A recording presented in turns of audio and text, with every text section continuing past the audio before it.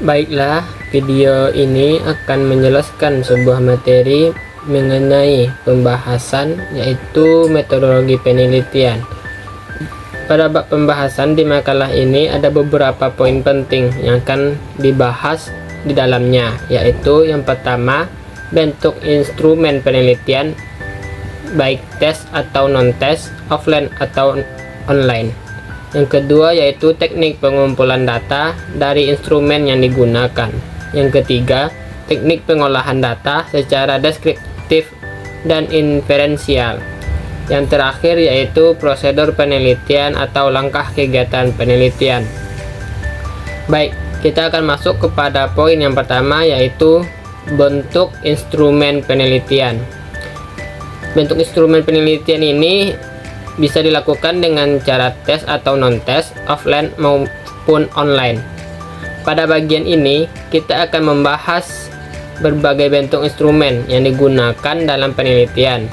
Instrumen ini berfungsi sebagai alat untuk mengumpulkan data yang diperlukan. Ada dua kategori utama instrumen berdasarkan jenisnya, yaitu tes dan non-tes. Tes biasanya digunakan untuk mengukur kemampuan atau penguasaan suatu materi, seperti tes tertulis atau praktikum. Selanjutnya adalah non-tes, meliputi observasi, angket, wawancara, dan dokumentasi yang lebih bersifat kualitatif maupun kuantitatif. Selain itu, instrumen juga harus disesuaikan dengan media pelaksanaan, apakah dilakukan secara daring, online, maupun luring offline. Misalnya, dalam penelitian yang memanfaatkan teknologi, instrumen bisa berupa formulir online atau aplikasi tertentu. Yang terpenting adalah memastikan bahwa instrumen tersebut dirancang secara baik, memiliki validitas dan reliabilitas yang cukup agar data yang dihasilkan akurat dan dapat dipertanggungjawabkan. B. Teknik pengumpulan data dari instrumen yang akan digunakan.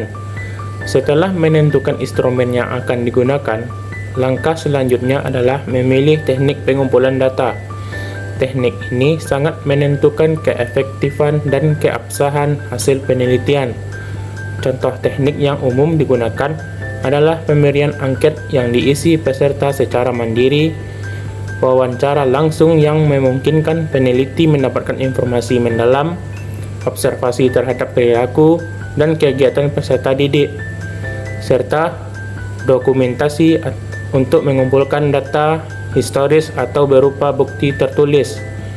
Dalam makalah kami juga menjelaskan bahwa setiap teknik harus disesuaikan dengan jenis data dan tujuan penelitian.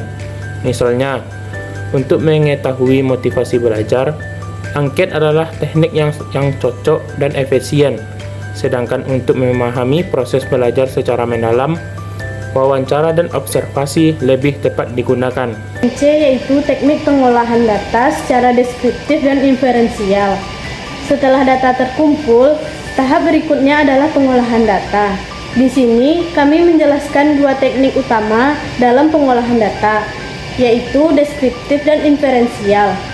Pengolahan deskriptif bertujuan menggambarkan data secara umum, misalnya dengan menghitung rata-rata, persentase, dan membuat tabel, grafik, atau diagram untuk memudahkan pemahaman.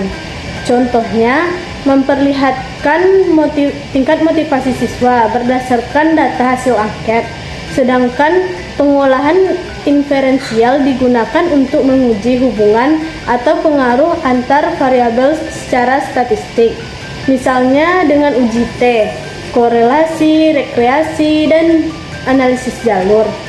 Teknik ini digunakan untuk menarik kesimpulan yang bersifat generalisasi, misalnya apakah metode tertentu berpengaruh signifikan terhadap hasil belajar peserta didik.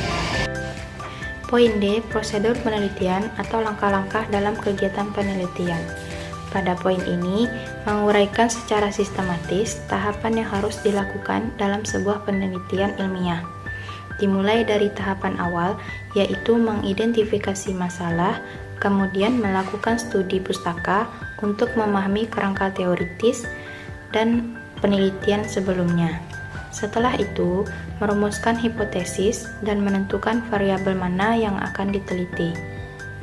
Langkah berikutnya adalah memilih metode dan teknik pengumpulan data yang sesuai. Kemudian, membuat instrumen seperti angket, wawancara, atau observasi. Setelah instrumen siap, pengumpulan data dilakukan secara sistematis dan tertib. Setelah data terkumpul, proses analisis dilakukan menggunakan teknik statistik yang relevan. Tahapan akhir ialah menarik kesimpulan berdasarkan hasil analisis yang selanjutnya dituangkan dalam laporan penelitian. Contoh nyata adalah sebuah penelitian tentang pengaruh metode pembelajaran tertentu terhadap motivasi siswa, yang dimulai dari mengidentifikasi masalah, pengumpulan data, analisis statistik, lalu penarikan kesimpulan.